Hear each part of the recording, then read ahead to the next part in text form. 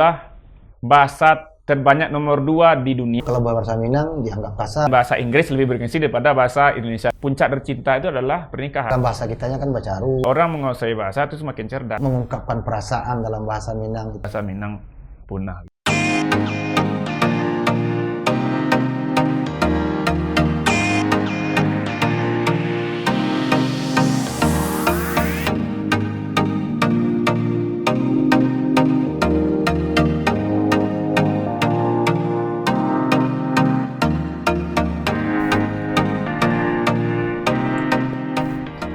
Assalamualaikum warahmatullahi wabarakatuh. Kita bersua lagi dalam acara diskusi bahasa kita. Tema kali ini tentang bahasa ibu. Ini diangkat bertepatan dengan peringatan Hari Bahasa Ibu Internasional yang jatuh pada 21 Februari. Untuk membahas tema ini, seperti edisi sebelumnya, telah hadir bersama kita Bung Holi Adib. Apa kabar Bung Holi Adib? Alhamdulillah kabar baik, Momon. Ya, tesis sudah selesai ya? Sedang penelitian, Bang. Oke. Kita masuk ke tema tentang diskusi kita hari ini tentang Hari Bahasa Ibu Internasional. Sebetulnya kenapa ini penting diperingati dan apa latar belakangnya sebetulnya, Bung Moli? Ya, berbicara mengenai Hari Bahasa Ibu Internasional itu tidak terlepas dari sejarah pendirian negara Bangladesh.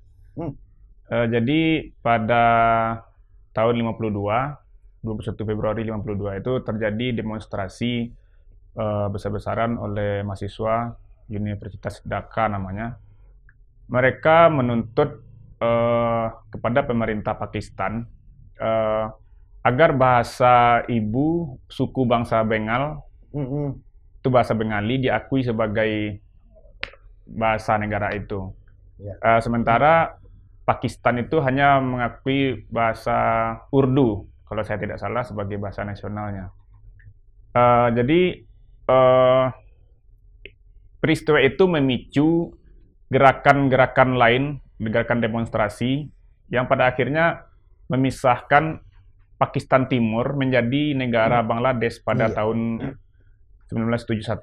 Iya, itu satu pemicu. Jadi pada tahun 1999, PBB melalui UNESCO menetapkan 21 Februari yang mengacu kepada demo tadi, 21 Februari 1952, sebagai Hari Bahasa Ibu Internasional. Itu sejarah. Sejak saat itu sampai sekarang, tanggal 21 Februari diperingati sebagai Hari Bahasa Ibu Internasional. Peringatan ini selalu diidentikan dengan pelestarian bahasa daerah atau bahasa-bahasa di dunia gitu. Iya, sekarang kan memang ide sudah identik, padahal latar belakangnya tadi kan soal bahasa Bangladesh tadi ya. Sekarang dianggap ini mulai disamakan dengan bahasa daerah, dan setelah itu juga ada penelitian bahasa-bahasa ini telah ada yang kritis, ada yang punah dan sebagainya, termasuk di Indonesia. Kondisinya sekarang seperti apa sebetulnya bahasa ibu khusus di Indonesia dan di dunia, mungkin bisa dijelaskan, Bung Ali? Bahasa ibu pada dasarnya tidak sama dengan bahasa daerah. Jadi bahasa ibu adalah bahasa yang kali pertama dituturkan atau diperoleh oleh seseorang gitu. Misalnya bahasa yang pertama saya kuasai adalah bahasa Minang. Jadi bahasa ibu saya bahasa Minang. Namun di Indonesia rata-rata bahasa ibu orang Indonesia itu bahasa daerah. Jadi peringatan Hari Bahasa Ibu di Indonesia itu identik dengan peringatan Hari Bahasa Daerah, kira-kira begitulah. Jadi peringat Hari Bahasa Ibu Internasional itu di Indonesia diperingati sebagai Hari Pelestarian Bahasa Daerah, kira-kira begitu. Iya, simpelnya seperti itu. Ya. Nah, sekarang kondisinya bagaimana sekarang? Kondisinya perlu saya alas dulu bahwa saya sebenarnya bukan peneliti bahasa daerah. Ini ada peneliti khususnya, tapi saya akan menyampaikan sepanjang pengetahuan saya saja. Sepengetahuan saya ada dua lembaga yang meneliti bahasa daerah di Indonesia. Yang pertama Badan Bahasa di bawah Kementerian Pendidikan. Itu terakhir kali penelitian Badan Bahasa itu tahun 2019, ada 718 bahasa daerah di Indonesia. Sebanyak 428 diantaranya itu berada di Papua. Jadi paling banyak di Papua. Kemudian ada penelitian lembaga Summer Institute Linguistik, itu lembaga luar negeri. Jumlah tahun 2019 melalui proyek Etnolog itu jumlah bahasa daerah di Indonesia itu 710. Jadi tidak jauh beda ya. Tadi 718, yang ini 710. Beda 8 ya. Jadi jumlah bahasa daerah di Indonesia itu adalah jumlah bahasa terbanyak nomor 2 di dunia. Yang pertama itu Papua Nugini. Kalau saya tidak salah, tahun 2012 itu jumlahnya 846 atau 40 berapa. Di Papua Nugini ya? Ya, pokoknya 800 lebih bahasanya. Itu yang paling banyak di dunia. Ya. Kemudian dari 718 bahasa daerah di Indonesia itu, Badan Bahasa sudah mengkaji vitalitasnya baru 94 bahasa. Jadi masih banyak yang belum dikaji. Dari 94 bahasa yang dikaji itu, ini kalau saya tidak salah ya, 8 bahasa punah, 5 kritis, 24 bahasa terancam punah. Kemudian yang lainnya rentan gitu. Bisa juga terancam punah gitu. Saya tidak tahu pasti bagaimana kajian vitalitas itu karena bukan bidang saya. Saya hanya tahu sedikit. Yang punah itu yang di mana? Yang punah itu 8 bahasa itu di Maluku dan di Papua. Jawa Timur, Indonesia Timur. Ya, Indonesia Timur ya begitu. Oke. Sekarang dari penelitian itu mungkin bisa diketahui juga, Bung Adib, apa penyebabnya? Apakah semua udah meninggal atau tidak ada lagi atau bagaimana? Kalau sebuah bahasa dikatakan punah, yang jelas penuturnya tidak ada. Penuturnya sudah meninggal misalnya itu kan, atau sudah tidak ada lagi orang yang menuturkan bahasa itu. Tapi apa yang menyebabkan penuturnya tidak ada gitu? Bisa jadi faktor-faktornya ada beberapa. Misalnya perkawinan antar suku gitu, kawin campur. Jadi suku A, orang dari suku A menikah dengan orang di suku B. Jadi bahasa yang mereka gunakan itu mungkin bahasa yang misalnya orang Minang menikah dengan orang Sunda, bisa jadi bahasa yang mereka gunakan tuh oleh anaknya bahasa Indonesia misalnya itu kan, atau salah satunya gitu. Kemudian bencana alam besar, kemudian perang gitu kan. Tapi yang itu kan jarang terjadi gitu. Jadi biasanya kalau yang bahasa-bahasa yang punah itu atau yang penuturnya tidak ada itu, memang bahasa yang jumlah penuturnya pada awalnya sedikit gitu. Kalau bahasa Jawa misalnya, Sunda, Minang tuh banyak jumlah penuturnya. Iya. Oke, sekarang kalau kita perhatikan begitu ya, bahasa ibu ini kita hidup di media sosial ya. Kalau kaitannya dengan media sosial, sekarang kan lagi ada yang viral. Kebetulan anak Padang juga ya, tidak bisa bahasa Inggris kata gitu kan. Dan itu memicu orang antusiasme orang untuk belajar bahasa Inggris, bahasa asing itu makin besar kayak gitu. Kira-kira untuk bahasa ibu ini apa yang Bung Adib lihat dan mungkin sebagai saran apa yang mesti dilakukan sehingga ada kebanggaan memakai bahasa ibu sendiri seperti itu? Ya kan ada persoalan di tengah masyarakat kita, sebagian orang tua mengajari anaknya berbahasa Indonesia atau bahasa Inggris. Ya tidak itu bukan sebuah kesalahan, ya tidak apa-apa. Namun hal itu tidak seharusnya dibenturkan dengan bahasa daerah. Misalnya orang tua dari suku Minang seharusnya mengajari anaknya pada awalnya itu bahasa Minang dulu. Kemudian baru mengajari bahasa Indonesia, setelah itu baru bahasa Inggris misalnya. Kan kini kan mutlak pengetahuan tentang bahasa Inggris itu kan. Jadi tidak perlu dibenturkan. Apalagi orang tua mengajari dari awal anaknya itu bahasa Indonesia karena kekhawatiran soal pendidikan nanti kan. Padahal bahasa Minang dan bahasa Indonesia itu tingkat kekerapatannya tinggi. Artinya orang Minang mudah mempelajari bahasa Indonesia karena tingkat kekerapatannya tinggi ya, karena Melayu gitu kan. Mudah. Jadi tidak perlu dibenturkan. Semakin banyak orang menguasai bahasa itu semakin cerdas. Iya ya. Tapi sekarang memang ini pengalaman saya pribadi juga di sekolah semuanya harus berbahasa Indonesia atau berbahasa Inggris. Ya. Tidak boleh berbahasa Minang. Malahan di sekolah itu ada yang kalau ditegur kalau berbahasa Minang dianggap kasar dan sebagainya. Itu melihat fenomena seperti itu, apakah ini ikut mengancam bahasa ibu? Menurut Bung Adib gimana? Saya kira itu tidak ikut mengancam bahasa ibu, apalagi tidak ikut mengancam bahasa daerah, apalagi dituduh sebagai salah satu faktor kepunahan bahasa daerah. Tidak seperti itu. Di sekolah itu kan bahasa Indonesia itu sebagai bahasa pengantar pendidikan. Ya. Kecuali sekolah misalnya kelas 1 atau kelas 2 itu boleh dipakai bahasa daerah karena mungkin saja anak-anak belum bisa bahasa Indonesia, itu ada peraturannya. Boleh dipakai untuk kelas 1 sampai kelas 2, kalau saya tidak salah sampai kelas 3 boleh.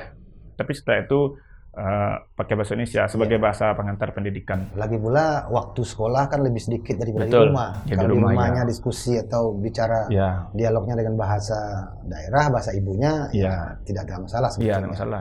Oke, kita ke Sumatera Barat sendiri. Bagaimana menurut Bung Adib sekarang bahasa? Sekarang di Sumbar itu bahasa ibu ada berapa sebetulnya?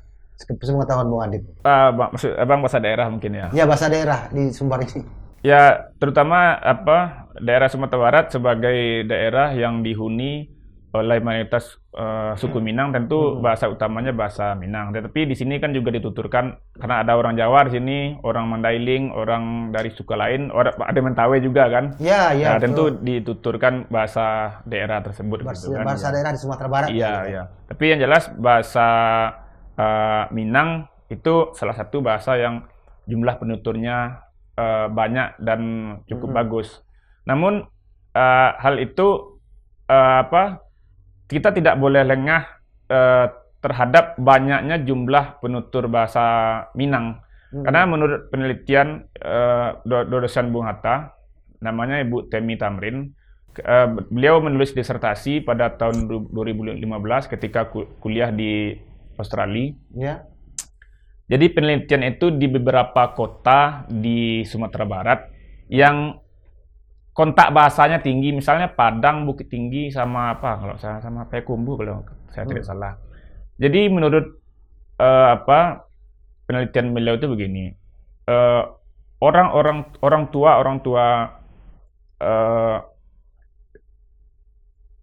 tua di kota-kota tersebut mengajari anak mereka itu bahasa pertamanya bahasa Indonesia. Karena faktor pendidikan gitu, karena faktor gengsi juga, menganggap bahasa Indonesia lebih bergengsi daripada bahasa daerah. Padahal secara linguistik, semua bahasa itu setara. Jadi tidak ada bahasa yang lebih baik daripada bahasa lainnya, dan tidak ada bahasa yang lebih buruk daripada bahasa lainnya, setara. Tapi pada praktiknya di tengah masyarakat ada anggapan seperti itu, bahasa Indonesia lebih bergengsi daripada bahasa daerah, dan bahasa Inggris lebih bergengsi daripada bahasa Indonesia, misalnya begitu. Jadi menurut beliau begini, gejala seperti itu sudah salah satu gejala ancaman kepunahan bahasa, karena masyarakat penutur bahasa tersebut tidak bangga memakai bahasa itu. Artinya itu kan untuk sebuah bahasa itu lestari kan perlu diturunkan kepada anak-anak, pada generasi selanjutnya. Jadi itu namakan proses transmisi gitu kan. Kalau proses transmisi itu tidak terjadi, dan kalau itu meluas, artinya kalau lebih dari separuh nanti orang Minang tidak mengajarkan bahasa Minang kepada anaknya, itu menurut penelitian ini bisa saja nanti bahasa Minang punah gitu. Iya, bahasa Minang ini kalau dilihat aksennya, apa istilah? Logat, dialek aksen itu variasi. Bermacam-macam juga gitu. Apakah ini termasuk harus dilestarikan juga? Misalnya contoh kecil di Padang misalnya. Yang paling terkenal di sini kan bahasa Minangnya, dialeknya Kuranji kayak gitu, seperti itu. Dan ini kan ada ada juga olo-olonya dan sebagainya. Ada bahasa pesisir selatan, juga daerah selatan, daerah Mudik dan sebagainya. Apakah ini ragam sendiri bahasa ibu dan bagaimana dalam konteks pelestarian seperti ini, Bung Adit? Seperti yang saya katakan tadi, saya kan bukan peneliti bahasa daerah, juga bukan peneliti bahasa Minang. Itu ada peneliti tersendirinya. Itu dosen saya di UNAN, namanya Profesor Nadra. Itu peneliti bahasa Minang. Jadi ada beberapa dialek bahasa Minang. Saya tidak hafal jumlahnya. Ya saya kira tadi itu perlu juga dilestarikan. Ya, tentu saja yang melestarikannya itu penuturnya. Bukan orang dari luar. Maksud saya bukan orang dari luar pemilik dialek tadi, tapi orang yang penutur dialek tadi yang melestarikannya. Iya, ini saya baca-baca bukan saja ada undang-undangnya tentang bahasa nasional, bahasa daerah juga tentang kewajiban melestarikan. Juga ada Kemendagri, keputusan Menteri Dalam Negeri kepada kepala daerah untuk melestarikan bahasa-bahasa daerahnya. Dan sepanjang kita lihat mungkin sepanjang saya lihat, saya ketahui belum ada juga sih kegiatan-kegiatan yang khusus untuk melestarikan bahasa-bahasa ibu, bahasa daerah ini. Tahu saya juga tidak ada kegiatan seperti itu. Jadi kan seharusnya pemerintah membuat program kan pelestarian bahasa itu banyak caranya. Misalnya memasukkan mata pelajaran bahasa daerah itu ke dalam kurikulum. Iya, sekarang atau di dalam muatan lokal kalau di sini kan. Bisa. Dulu pernah ada wacana seperti itu dulu pernah ada, tetapi saya tidak tahu sudah sampai di mana realisasinya. Kemudian biasanya kan pelestarian bahasa daerah ini sepaket dengan sastra daerah. Jadi ya mungkin pemerintah bisa membuat berbagai misalnya yang seperti yang saya katakan tadi, yang pertama memasukkan pelajaran bahasa Minang misalnya, bahasa daerah. Karena ini konteks Sumatera Barat, tentu juga termasuk Mentawai misalnya, kan Mentawai. Jadi memasukkan kalau di Mentawai dimasukkan bahasa Mentawai ke dalam. Mentawai itu juga ada berapa bahasanya itu? Ya, saya tidak tahu yang jelas kita sebut saja bahasa Mentawai. Misalnya pemerintah daerah Mentawai memasukkan bahasa Mentawai ke dalam muatan lokal pelajaran di sekolah. Yang di Minang, bahasa Minang dimasukkan juga ke muatan lokal pelajaran di sekolah gitu. Itu kemudian mungkin membuat lomba-lomba menulis dalam bahasa Minang. Surat kabar juga punya peran untuk melestarikan itu, dan saya kira itu di beberapa media massa sudah dilakukan. Misalnya di koran-koran lokal, di Padang Express, di Haluan, di Singgalang ada semacam rubrik atau subrubrik bahasa Minang, misalnya cerita-cerita berbahasa Minang gitu. Kalau itu kan salah satu peran media massa dalam melestarikan bahasa Minang. Saya kira itu perlu dilanjutkan. Bisa juga lomba pidato berbahasa Minang. Ya, banyak caranya itu. Tapi asalkan rutin dilakukan. Jangan kalau bahasa orang sini kan angek-angek ciri ayam gitu. Iya.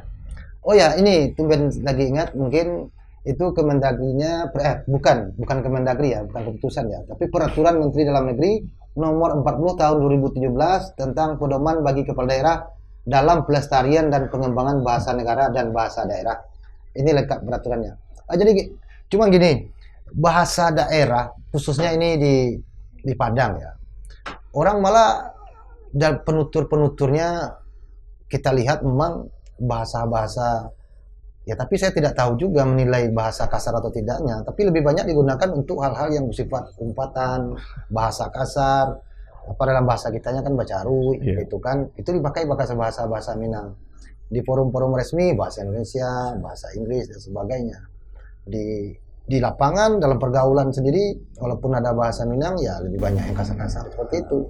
Menurut Bung Adit, melihat dalam pergaulan bagaimana di kota di Sumatera Barat? Ya tidak sepenuhnya seperti itu. Kan tidak selalu orang setiap menggunakan bahasa Minang berkata kasar, tidak mungkin. Hanya untuk ya kalau dalam kondisi marah tentu saja mereka memakai. Itu saya kira tidak hanya terjadi pada penutur bahasa Minang. Jawa juga.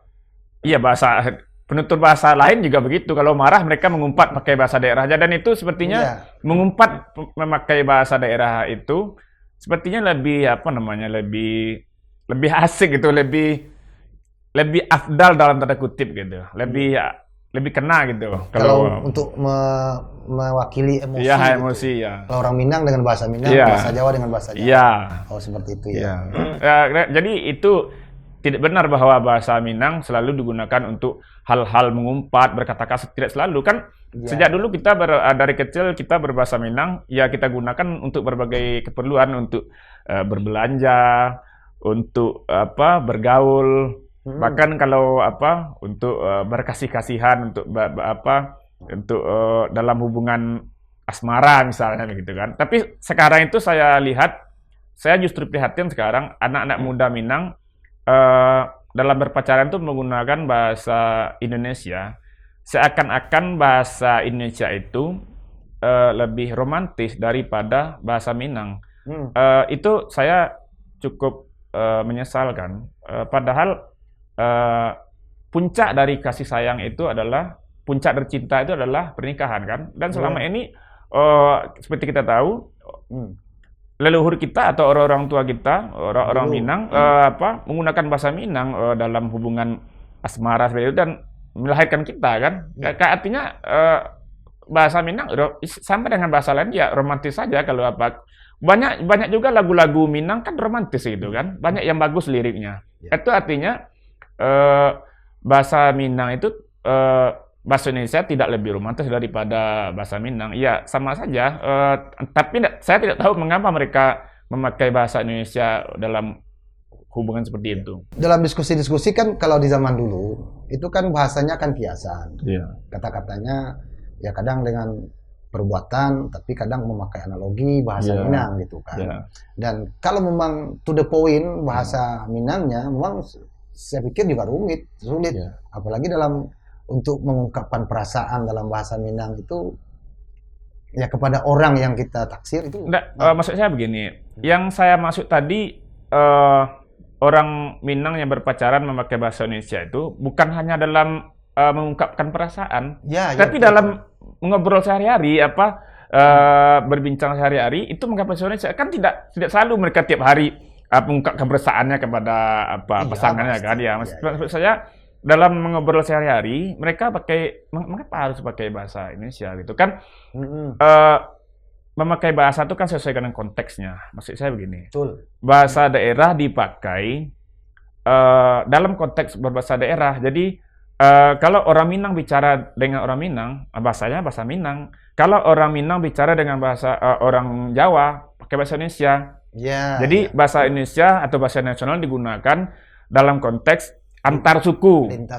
Misalnya kalau kapan menggunakan bahasa Inggris, ya kalau jika kita bicara dengan orang dari luar negeri yang tidak paham bahasa Indonesia. Tapi kalau orang luar negeri itu paham bahasa Indonesia, boleh kita pakai bahasa Indonesia ya. Pokoknya bahasa asing, misalnya bahasa Inggris, digunakan dalam hubungan internasional lah.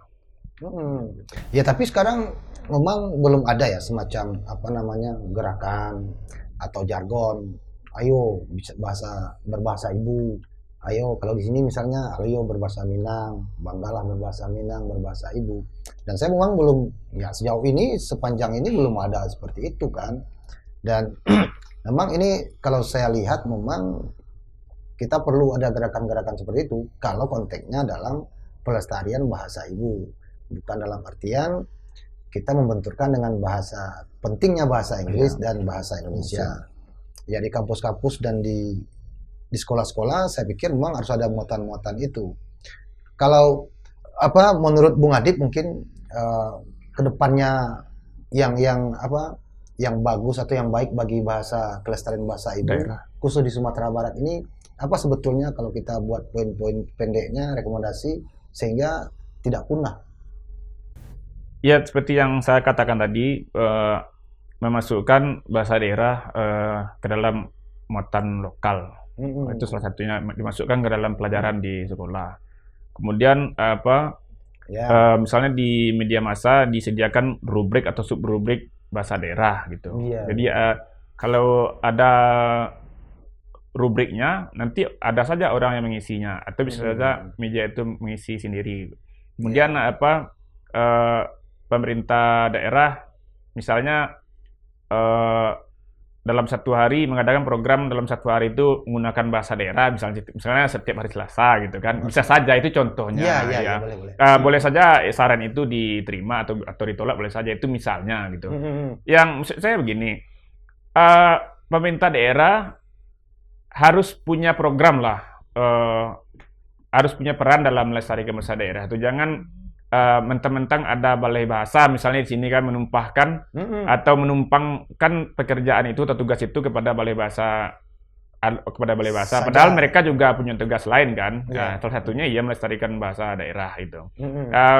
Kemudian kepada balai bahasa kalau boleh memberikan saran mengadakan lomba-lomba berbahasa daerah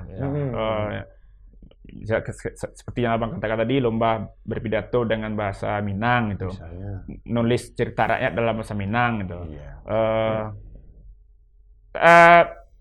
Tapi saya kira pemerintah Sumatera Barat melalui Dinas Kebudayaan, Taman Budaya juga sudah ada. Kalau saya tidak salah, beberapa waktu yang lalu ada itu lomba menulis cerita berbahasa Minang, ada.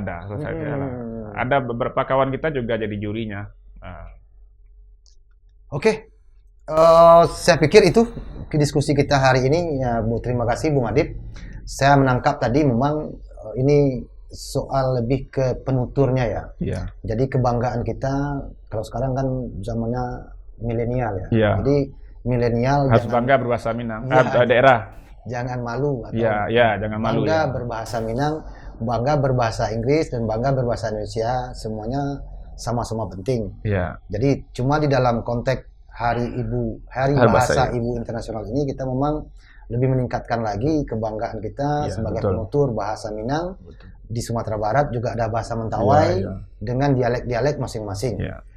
Untuk diskusi kali ini kita cukupkan sampai di sini. Dan terima kasih atas perhatiannya. Sampai jumpa lagi di dalam diskusi bahasa kita selanjutnya.